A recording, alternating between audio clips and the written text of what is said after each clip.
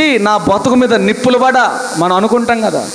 చీ నా బొంద మీద మన్నుబడ, ఇవన్నీ మనం అనుకునే ఏం మాటలు అంటే శపితభరితమైన మాటలు. ఈ శాపాలు నీ మీద నీవు పలుకున్నప్పుడు ఆ మాటలతోనే దురాత్మలు కూడా ఎంత బాగా మాకు గ్రాండ్ వెల్కమ్ చెప్తున్నావు, పూలేసి కార్పెట్లేసి ఆ వెల్కమ్ చెప్తున్నావు అని హాయిగా నీ గుండెలోకి వచ్చేస్తాయి. అలాంటి తప్పుదాలు మనం చేయకుండా ఉందుము గాక. గట్టిగా స్తోత్రాలు చెప్తారా? హల్లెలూయా.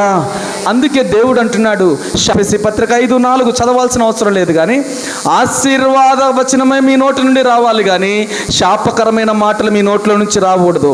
అల్లరి మాటలైనా, పోకిరి మాటలైనా, సరసోక్తులైన, డబల్ మీనింగ్, ఎవరినో నవ్వించడానికి కొంతమంది కల్పించి జోకులేస్తూ ఉంటారు, అలాంటివి కూడా మన నోట్లో నుండి రాకూడదని దేవుడు మాట్లాడుతున్నాడు. స్తోత్రం కలుగును గాక. కారులో ప్రయాణం అయిపోతూ ఉంటే రకరకాలైన మాటలు, సినిమా మాటలు, పిచ్చి మాటలు, బండ్ల మీద